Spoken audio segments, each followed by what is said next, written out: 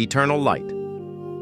Chapter 4. Stillwater's Dream. The land soured with every step toward Stillwater. What little grass clung to life in the wilds here grew brittle and hollow, its blades snapping underfoot like old bone. The air had been drained of birdsong. The hush so complete that even the wind moved as if under a weight, dragging sluggishly through the ashen trees.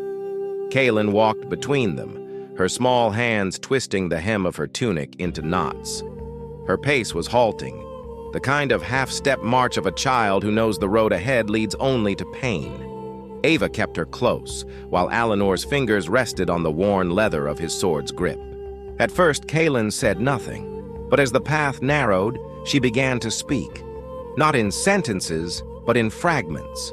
Whispers dragged from the fragile membrane between memory and nightmare.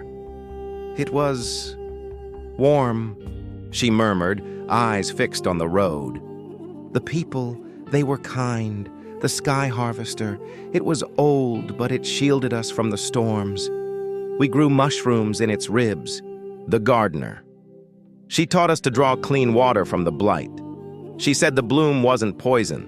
She called it a song. We only had to learn the harmony." Her voice trembled. Her fingers whitened where they clenched her tunic. Ava bent low. "What was she like?" Kaelen hesitated, then whispered, "Beautiful, gentle. She never raised her voice. Even when people argued, she'd just smile like she knew we'd agree in the end." Alanoor's jaw tensed. "And you believed her?" "I wanted to," Kaelen said, swallowing hard. "We all did. She made us feel safe." Her voice thinned to a thread. "Until the singing started." No one spoke after that. The silence grew heavier until the path crested a hill, and Stillwater lay before them. Nestled in a shallow basin, the village might, from a distance, have seemed harmless. Squat stone cottages huddled around the skeletal ruin of the old sky harvester, its rib-like beams jutting into the mist. But no smoke rose from the chimneys. No dogs barked. The air was still and close, as if the whole place were holding its breath. Then the scent came. It crept in first as sweetness, flowers warmed too long in the sun. But beneath lay a metallic sting, like lightning's aftertaste.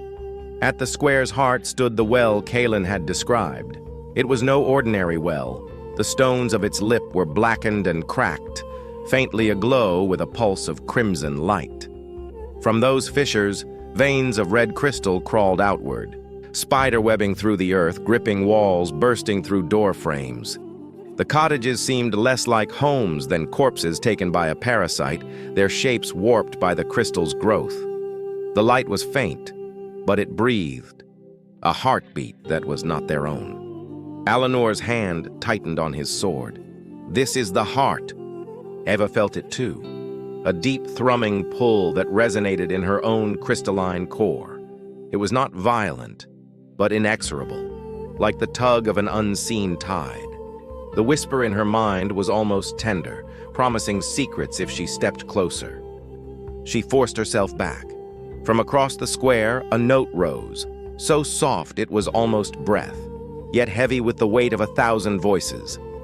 Kaelen flinched, clutching Ava's hand until her nails bit skin. She pointed toward a crooked spire chapel draped in ivy black as burned silk. The chapel... Ava saw the ancient iron-banded doors, and behind them, the note deepened. A harmony of grief and longing, as pure as glass. "They're in there," Kaelen whispered. "All of them, singing the gardener's song." Her face crumpled. Silent sobs shook her. Ava cupped her cheek. "You've done so well. But you must stay hidden now. No matter what you hear, do not follow us inside." Kaelen nodded, though her terror was a living thing in her eyes. Ava rose. Alanoor's blade was half-drawn, its edge catching the well's crimson glow. They crossed the square, the hymn swelling until the wood of the chapel doors seemed to hum beneath Ava's palm.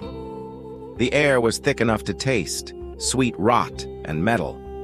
Alanoor's eyes met hers, grim, steady. Together they pushed the doors open.